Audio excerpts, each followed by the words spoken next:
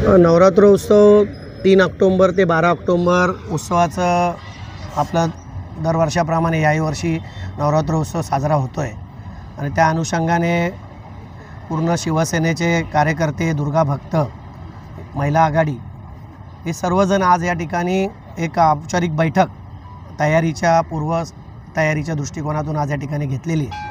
त्या अनुषंगाने आमचे जिल्हाप्रमुख अरविंद मोरे साहेब आहे, आमदार साहेब आहेत, जिल्हाप्रमुख छाया वाघमारे आहेत, नेत्रा उगले आहेत, कोटक भाभी, असे सर्व आमचे शिवसेनेचे माजी नगरसेवक, उपशहरप्रमुख, सर्व पदाधिकारी आणि दुर्गा भक्त या ठिकाणी उपस्थित आहेत।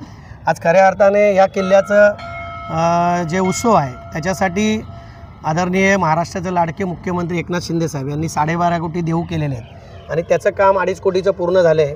एक 5 कोटीचं काम सुरू आहे आणि पुढच्या 5 कोटीचं काम नवरात्रोत्सवानंतर सुरू होणार आहे। 7व्या महिन्यामध्ये 24 तारखेला वर्क ऑर्डर आम्हाला मिळालेले आहेत आणि ह्या 2 महिन्यामध्ये हे कामाची एकदम फास्ट ट्रॅकवर हे काम सुरू केलेलं आहे। बाकीचं काम नवरात्रानंतर करण्यात येणार आहे आणि हा उत्सव कल्याणकरांना, पूर्ण ठाणे जिल्ह्याला कशा पद्धतीने मोठ्या प्रमाणात साजरा करून त्यांना, दुर्गा भक्तांना या देवीचं दर्शन घेता येईल या अनुषंगाने वेगवेगळ्या प्रकारचे कार्यक्रम या ठिकाणी, भजन असतील, कीर्तन असतील, वेगवेगळ्या प्रकारचं कार्यक्रम असतील, या ठिकाणी राबवण्यात आलेले आहेत आणि येत आहेत।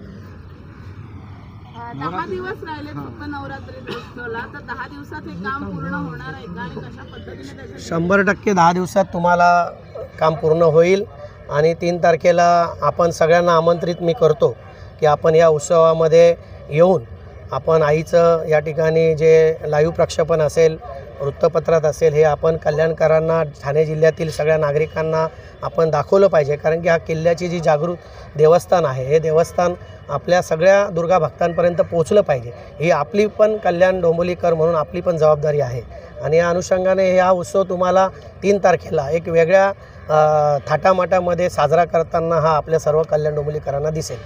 कशा प्रकारचा 9 दिवसाचा हा कार्यक्रम असणार आणि मुख्यमंत्री या 9 हा 100% मुख्यमंत्री साहेब आणि इतर सर्व आमचे डॉक्टर श्रीकांत शिंदे साहेब असतील, बाकीचे खासदार असतील, आमदार असतील, मंत्री महोदय असतील, सर्वच पक्षातील लोक जी काही आपली दुर्गा भक्त म्हणून या ठिकाणी दर्शनाला येत असतात, त्यांना या ठिकाणी आम्ही पूर्णपणे आईची आरतीची व्यवस्था केलेली असते, त्यांची स्वागताची व्यवस्था केलेली असते आणि ती आम्ही दरवर्षाप्रमाणे एक गावकीचा उत्सव म्हणून आपण एक अध्यक्ष नात्याने सर्वांचं तिथं स्वागत करत असतो।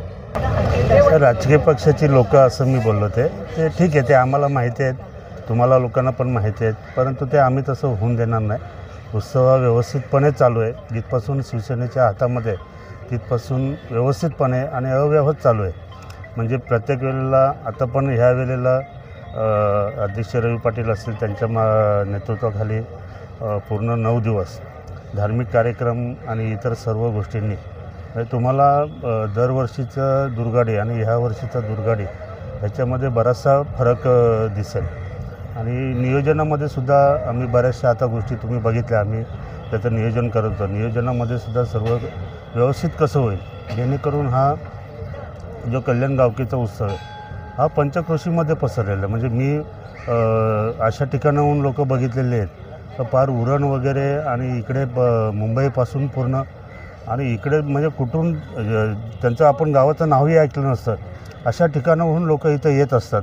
कारण ह्या देवी ही जी आहे ही जागृत देवी आहे। आता तिचं जागृत काय ते तुम्हाला सांगायची गरज नाही, तिची सेवा केल्यामुळे आमदारपदसुद्धा मला भेटलं, एवढी ती जागृत आहे। त्यामुळे ह्या जागृत देवीला नवस करण्यासाठी अनेक ठिकाणाहून लोक येत असतात आणि मग त्यांची व्यवस्था, त्यांना व्यवस्थित दर्शन भेटलं पाहिजे। आपले VIP असतील, कल्याणकर नागरिक असतील, या सर्वांची सांगड गाऊन व्यवस्थितपणे उत्सव कसा होईल त्याच्यासाठी आज नियोजनासाठी आम्ही इथे जमलेलो होतो। कार्यकर्त्यांना पासेस वगैरे ज्या पद्धतीने दिले जाणार आहेत, कारण प्रवेशासाठी मोठ्या प्रमाणावरती इथे भांडणं होतं प्रत्येक, तर त्याचं नियोजन कसं केलं जाणार आहे? नियोजन तर आम्ही आमच्या पद्धतीने ताई करतच असतो, परंतु कसं होतं, अचानक अशी काहीतरी परिस्थिती उद्भवते आणि मग ते नियोजन आमचं कुठंतरी थोडं फेल होतं। असं फेल होण्यापेक्षा थोडं मागे पडतं किंवा कमी पडतं।